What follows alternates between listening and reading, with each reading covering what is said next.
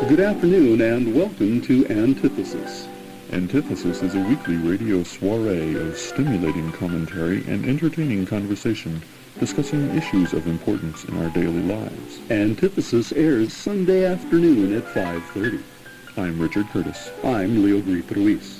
The opinions expressed on Antithesis are the opinions of the person speaking them, and do not necessarily represent the views of the board, staff, or management of KGNU or of us here at Antithesis.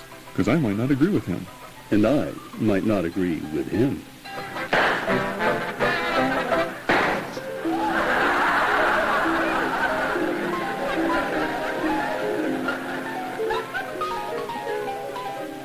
Don Conejon, Mr. Rabbit, was hopping from dandelion to tumbleweed shoots, nibbling here, munching there.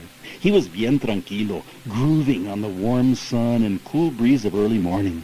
For him, lo agrio, the bitterness of the wild greens, put an edge in his alertness, the way that the fine, sharp taste of good, strong coffee has a tonic quality in addition to the caffeine.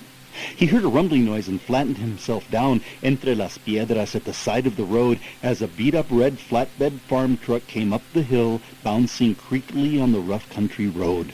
Don Conejon scrunched his nose against the cloud of dust and the acrid stink of the smoke which poured from the old truck's tailpipe as the straw-hatted driver squinted, clenched his teeth, and downshifted to go around the turn where the rabbit was hiding.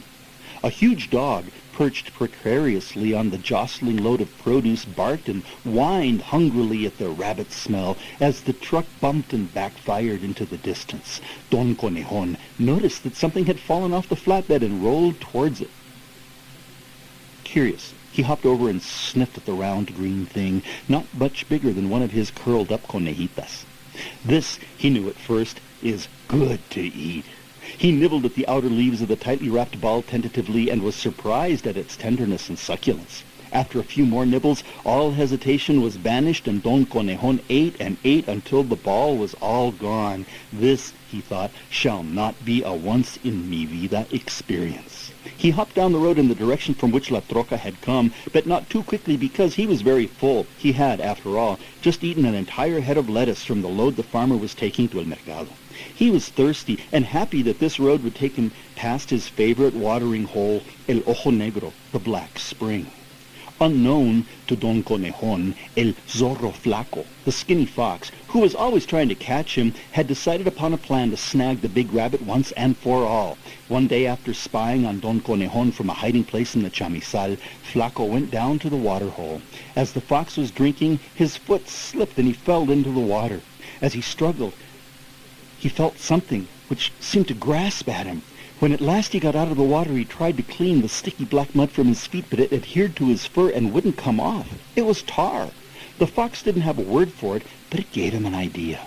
Old Flaco knew that the rabbit was both friendly and quick to anger, so he decided to shape the tar into the form of a raven, and he set it right there by the water where the rabbit would see it. Sure enough, as the rabbit neared El Ojo Negro to drink and rest, he saw the raven and thought, "Oh good, someone's there. Ravens can see far. Maybe he will do me the favor of flying up high and finding where those sweet green balls grow. After all, ravens eat rabbits whenever they find dead ones destripados on the road, so he owes me." Don Conejon called out, "Hola, Don Cuervo, ¿qué tal?" The raven didn't answer. The rabbit hopped closer and called out again, "Hola, Don Cuervo, ¿cómo estamos?" The raven didn't answer. Flaco the fox smiled to himself. "I've got him now." Sure enough, by the time that Don Conejon was face to face with the tar raven, he was so encabronado at this rude bird who did not have the courtesy to greet a friendly passerby with even a polite buenos dias that the rabbit didn't notice that the bird's eyes were small yellow seeds, that his beak was a short pointed twig. Again the rabbit said hello. Again the raven said nothing, didn't move, didn't even acknowledge him with a nod. This was too much for Don Conejon. He was, after all, el conejo más chingón de todo el valle. One would have to travel more than an entire day to find a rabbit who was not related to him. Who did this upstart, offal-devouring, carrion-consuming, feather-brained, scaly-footed, egg-sucking, cannibal, hediondo, malcriado, maldito of an oversized crow think he was? Oiga, tú, Don Conejon shouted. Hey, you! The fox watched, drooling in anticipation of a delicious rabbit lunch. The tar raven stared blankly. That was it. The rabbit suddenly jumped up. I'll teach you manners! And he attacked the bird in spite of the fact that he was only 2/3 the raven's size. Don Conejon punched and kicked and headbutted the bird, but with each chingazo he was stuck deeper in the tar. He knocked the raven off the log upon which the fox had placed him, and they rolled on the ground. Leaves and twigs and small stones stuck to them as they thrashed about closer and closer to the water's edge. The cold water hardened the tar somewhat, and the rabbit began to free himself. But he was under water so deep that he was caught by the current of the underground stream which fed the spring, and he was pulled by the flow into the watery darkness deeper and further from the surface. Don Conejon lost track of time and was unconscious when he washed ashore. The water had pulled him to where it emerged as a stream. When he regained consciousness, he was at the mouth of an acequia, an irrigation ditch, bedraggled and panting for air. He sniffed and caught the scent of people. He always avoided people because he knew that they liked to kill rabbits. He scurried to the side of a small tree. Something poked him. Ay, carajo! He looked at the tree trunk more closely. It had a nail in it. The nail was bent over a strand of wire. It was not a tree. It was a fence post. The wire was part of the fence. The fence was around a garden plot, and in the garden was full of the sweet green balls of tight leaves which he sought. Quickly, he burrowed under the fence. Somehow he had, by asking a question, been led to what he was looking for. The moral of the story? Okay, watch out for this internet stuff. It's sticky. I just got hooked up, and I've spent more time at my computer in these last 2 weeks than I have in my entire life, and this is the first thing I've written since getting stuck in the web. Don Conejon. Hey, watch out, man. It's conejitas will kick you. Leo, you're a scary guy. What? Okay, but we have company today. Well, we have a lot of company today. In fact, we're making like George and who was it that shared the microphone with the Beatles? I guess whoever was singing the harmony part. That would be Paul. No, probably John. John and George, Yeah. right, would share the microphone. Well, that's what Richard and I are doing here, because we have two guests in the studio this time, and they are... Patricia Ramierez, Runningbear. And... Eulalia, Theodore. And Eulalia teaches at the Denver Public Schools at the middle school level. Huh, so you're really ready to deal with a couple of us. And Patricia, you work at the inner city parish where you do various social services programs. Right, You know? associate director. We have about 10 human service programs from senior citizens, food banking, prevention, intervention. We have a private school, which we used to call alternative school. We took that away. It's private. We only take the best because our gente are the best. Órale, pues, mira, Collaboration in the community, partnershiping, Okay, well, hanging out with two loco conejitos. I think that's us. Yeah, I think so. That internet stuff. yeah, internet Do we have stuff. to talk? I guess we have to talk about the internet. Well, I don't know. We could talk. You can talk about anything you Okay, want to. but we- how many of you out there are hooked up to the internet? Raise your hands. Oh, by the way, Oh, we did that before. It didn't work. This show is hooked up to the internet, and by way of okok at AOL.com. I think you better spell that. OCOTL. Okok. OCOTL. What does that mean anyway? Okok is, it can mean a pine tree, and it also, it's a wood that's used for torches. That's us. We're a light in the darkness. Yeah, that's right. Ooh, very And, well, of course, fire has many purposes. That's right. Okay. So, how is the internet, how is this computer stuff affecting you guys in school? And how is it affecting you at your work? How long have you been at the inner city parish? How long did we have we had? Oh, I've been there going on 10 years. So there was a time when you had no computers? As of last summer. Okay, folks, now this is... And it's a Catholic outfit, isn't it? Is it? What's the Catholic outfit? Yours. Oh, Denver no, and no, Sioux no. Parish? It's interdenominational. Ah, oh. And yeah, we will. The Catholics that are not scared will come around too and help us. Well, that's nice. We park our vans at St. Joseph's. Hey, But interdenominational, More mainline Protestant. Protestants, Methodists, hey, Presbyterians, Mennonites, Lutherans, Basically, the whole. the whole gamut. All So- loving people that believe in Now, human Boulder, rights. the Boulder folks out there, are you hearing this? That here is a social services agency. About how many clients do you suppose you see a year? Do you have any idea? Well, it depends. The children in the parks, we sell 12,000 lunches just in 3 months. We have 50 students, 250 residents for the food banking. And you had no computers until last year because you just didn't want any of those things cluttering up your desks. Well, we couldn't afford them for one, but we've had a very generous contributor who just wanted to give us his old computers.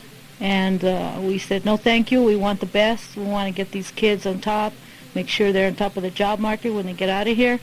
And he gave it to us. Great, but that was not until last year. Yeah, last year and this year. Our problem with the internet, however, was the that Prono stuff. Porno? Prono, all that gushy stuff. You know, that was bad news. Somehow we want to put A block. a block on it. Uh-huh. Well, if you mentioned chicken breasts, it would knock that out. You know, if you want to do a research on a menu,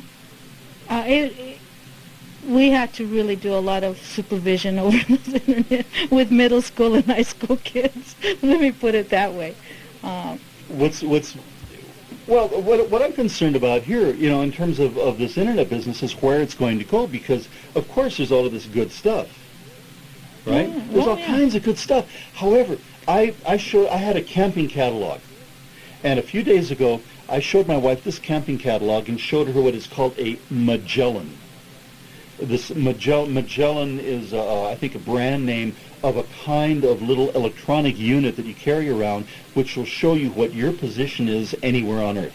Jesus. It connects, you know, electronically to global positioning satellites above the Earth, right? So it tells you exactly where you are, gives you a little map, gives you your latitude, longitude. You can program it with where do you want to go, and it'll tell you, like, basically go to the next street, turn left. Not exactly, but kind of like that, right?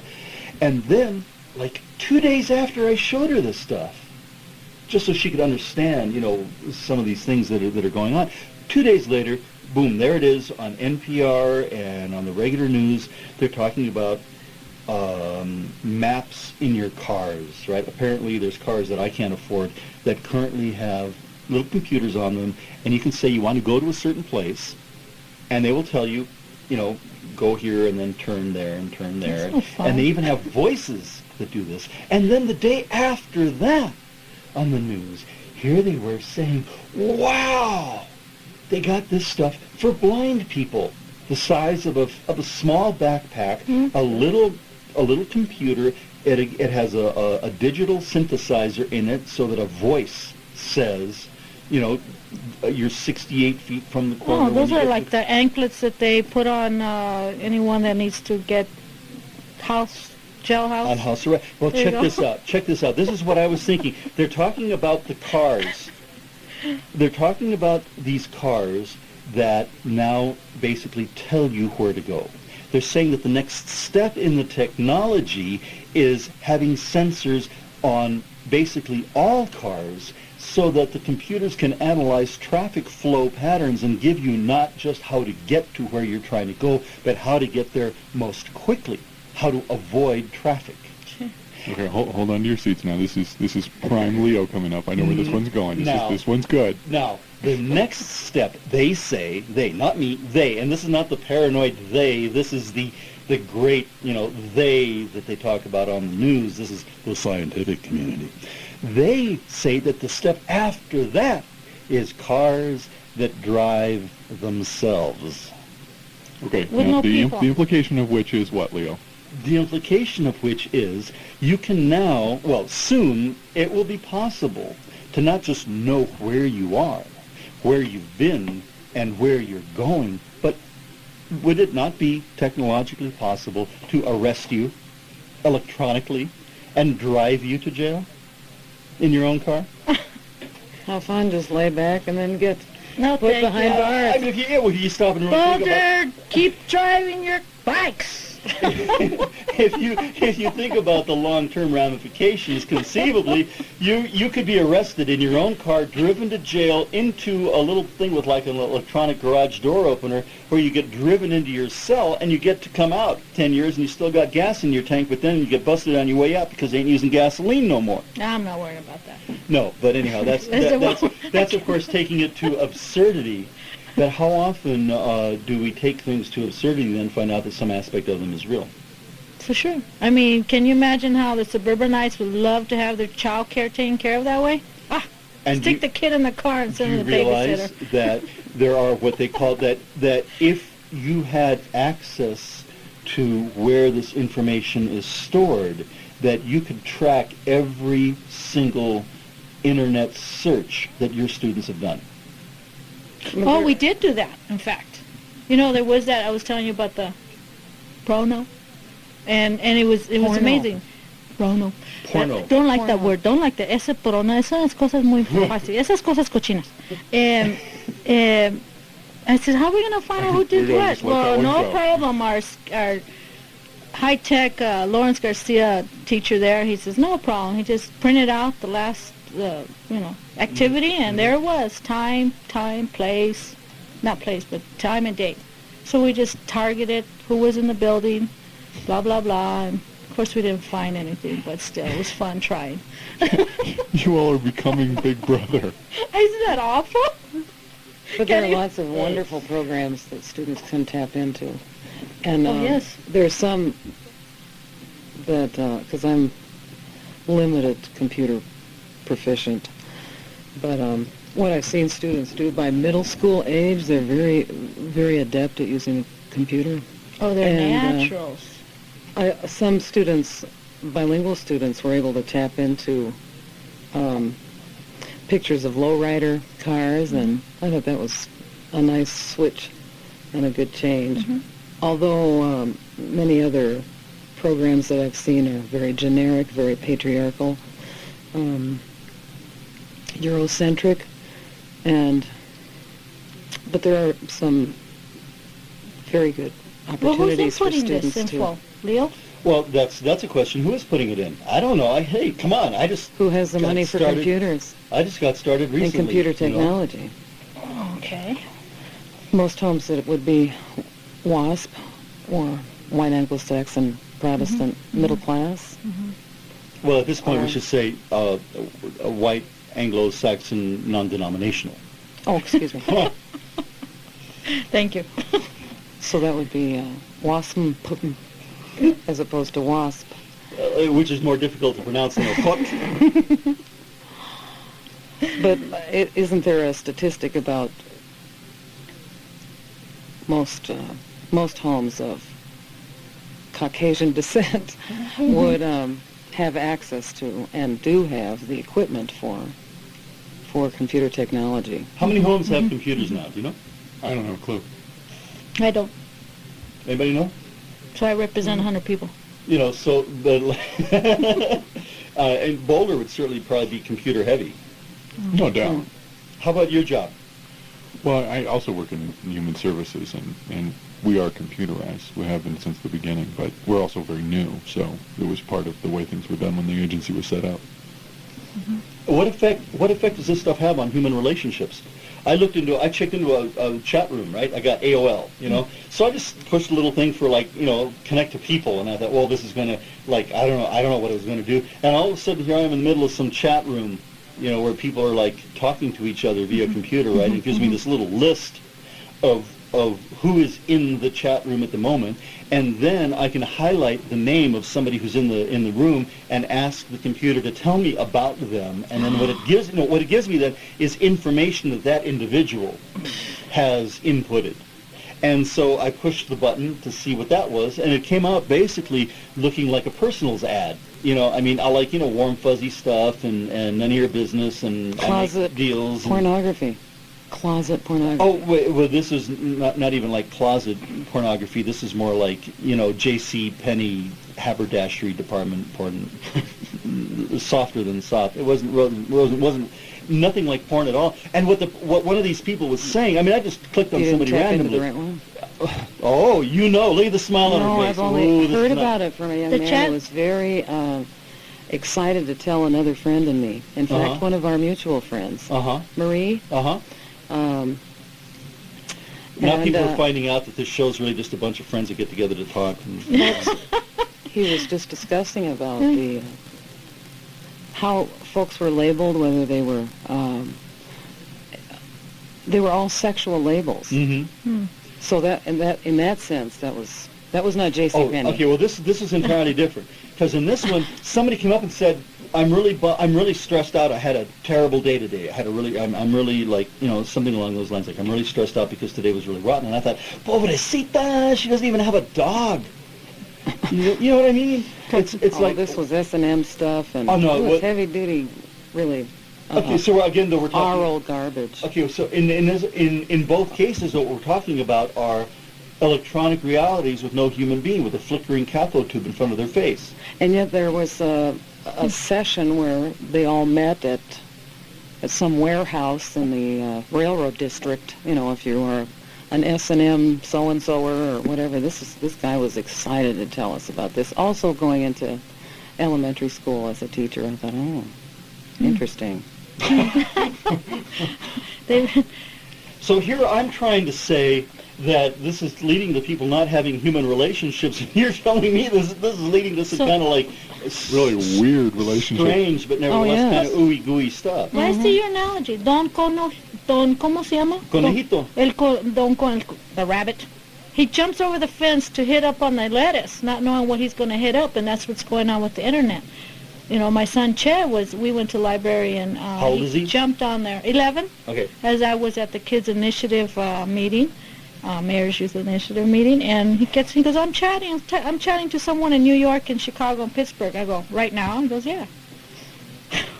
And those are it's And a the pen public- palness Yes. without really writing. Right. And And I was and he says, Mom, you don't know, you could sit on this and just time will fly, he says.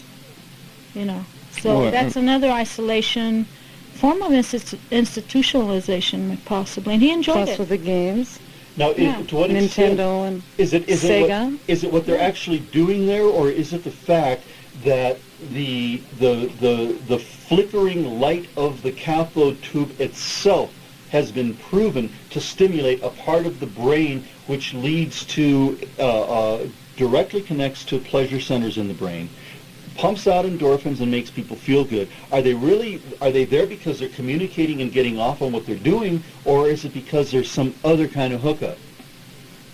Well, and go no, into it's lots of just 'cause it's legislation new. later. What? Sorry. It's just because it's new. Yeah. I But think. yeah. It also promotes sedentary pen pal- living. Well, it does, yes, but what will Instead of a things be couch like potato, in 5 years? it's a computer kumquat. And I think people will Kumquat. just get bored with it after a while. Just sitting. I mean, it is a powerful tool for gathering information, and it is interesting that a kid in Denver can go into a library and talk to 3 different people on 3 different parts of the country Yeah. all at the same time. And 3 even different parts of the world, really. Even across the world. Yeah. But it's It again is only interesting, the but- few, the rare few that have access. It's going to be the wealthy of a society, or Well, that's in a library, so it's open to anyone. I mean, it is, and the technology will get cheaper and cheaper. Well, but that's just it. theoretically- The newness will theoretically wear it's off, open to too. anyone. Theoretically, it's open to anyone, but who actually gets into the library? Well, yeah, I mean, I realize that. And then I've got another question too of to what extent is it just being trivialized as a toy, and to what extent is it actually being used as a tool for some kind of intellectual growth. well, and go beyond intellectual growth, get into the idea of us really connecting and using these things as the nervous system of the community, which it really could be. And I guess we'll have a measure of that by seeing how many people actually get to their computers and tap in ocotl at AOL.com. OCOTL at AOL.com, which is how you can communicate with Antithesis. I mean, are people... It's an email thing, isn't it? Yeah. And it's the beginning of communication. And we will see. We're going to have an actual measure of whether all of these people bragging about their computers and how fast they are and what kind of how many megabytes more they have than the other the person. speed of their processor and all that kind of stuff. If they're actually willing to use it as a tool, because I see where it could be very, very, very valuable, and we've gotten some examples. I'm involved in some community organizing around Guatemala, and we have people in little villages in Guatemala jamming us up in North America, saying we are ahead of you, and where you at? Like, we thought we were bad when we had fax capability. And there are people. There will be one laptop in the entire village, but they're using it. Now, many years ago, back about 30 years ago, I was getting GI benefits and took some computer courses. And I wrote a paper on what would happen when computers got into communities for whom entry-level literacy was computer-aided. What was going to happen when people who live in an entirely different reality in small communities, let's say in Africa or in Latin America, traditional indigenous communities got a hold of the technology, and the fact that their what we'll call ontological orientation was different from those of us who grow up in all of this literacy. What are they going to do with the computer? And I think we have an example of what the Zapatistas have done with the computer. Let's bring these guys down. When we have literacy, when they can actually read, what is it? My husband said this morning, 87% of our community in Denver, I think, is illiterate. They don't know how to read or write. It's deep. Deep. Here we're talking about stats. interneting. There was a verbal article on Latino USA several weeks ago about folks getting into not the computer, but communicating with, being in California, Califas, and communicating with relatives in Zacatecas, but not with the computer, with the that thing that folks put on top of their car and. The thing that folks put on top of their I'm really car. Technologically CB? adept. Thank you. CB. CB, which stands for Citizens Band Radio. Citizens Band Radios. That's what they were Big using Red. for communicating Talking to Big Red. with relatives from California, from Illinois, Colorado, to states in Mexico. How did they? That would be fascinating to know how they did that, because the range of a CB radio is fairly short. Right, but according to that particular report in Latino USA, and again, my technological It wasn't cell phones. Neanderthal abilities. You know what? Or it was relayed somehow. It's time to go. Our music is playing. Folks, we just got Thank into you for having me. an exciting part of the conversation. That was Eulalia Theodore, and also Patricia Ramierez, Runningbear. I'm Leo Griep-Ruiz. This is Richard Curtis. And don't forget, you can communicate with us now. Oh, and also you can communicate with the radio station on the comment line at 499-7711. What's that number again? I think it's that. 499-7711. And also, you can now communicate with Antithesis via email electronically at ocotl. That's ocotl at AOL.com. Ocotl is spelled O-C-O-T-L. And we want to thank Patricia from the Denver Inner City Parish for joining us, and Eulalia, who's a Denver middle school teacher. And I also want to an intellectual show today, huh? God, Richard, you really talk loud. Sorry. That's okay. We basically agreed about everything except how loud Richard talks. God. See you next Bye-bye. week. When Leo lets him talk.